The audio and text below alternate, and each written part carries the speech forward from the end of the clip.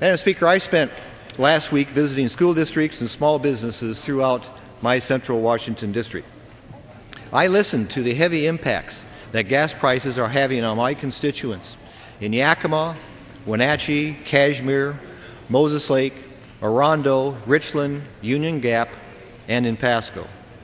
Madam Speaker, the message I heard was loud and clear that Americans are hurting because of high gas prices, and this Congress needs to act. Americans can't afford a Congress that does nothing to increase the supply of American-made energy. If there is price gouging, Madam Speaker, it must be fully prosecuted. If speculators are trying to unfairly profit, we must stop them also. And yet we must also tap into America's enormous oil and gas reserves. We have the resources right here in this country that can increase supply of oil and reduce the price of gasoline at the pump. But our nation's deep reserves have been put off limit. With the national price of gas well over $4 a gallon, and it's over $4.29 a gallon in my district, Americans can't afford this off-limits policy any longer. Madam Speaker, consider this.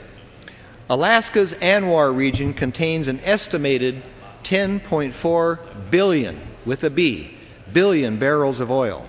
That's more than twice the proven reserves in the state of Texas. The oceans off America's coastline contain 240 trillion, that's with a T, cubic feet of natural gas and 86 billion, again with a B, billion barrels of oil. Federal lands contain an estimated 31 billion, again with a B, billion barrels of oil. Simple economics tells us that the way to combat rising prices due to high demand is to increase the supply. And the obvious way is to tap into these known resources.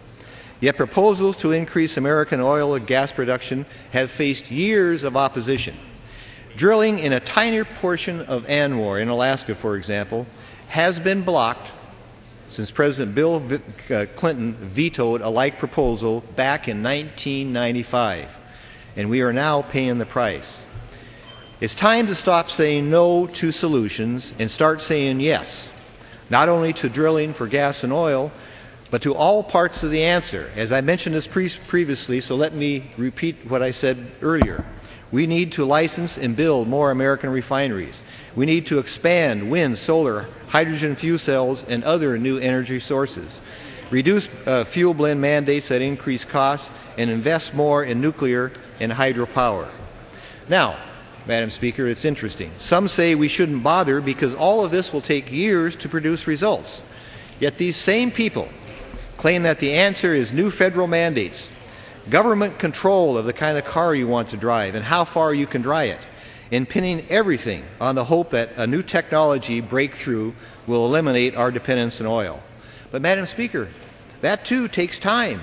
But more importantly, such a course of action is not the American way, and it's a dangerous gamble that puts our economy at serious risk. We need to increase the supply of oil to decrease the price of gasoline. It's as simple as that, and we need to do it here in America. The longer we postpone producing more oil here, the longer we'll pay high gas prices. Americans are hurting, and yet there is not a single solitary piece of legislation that this House will consider this entire week that even remotely relates to producing more American-made energy and lowering gas prices. Americans are feeling the pain, and the liberal leaders of the House simply are not listening.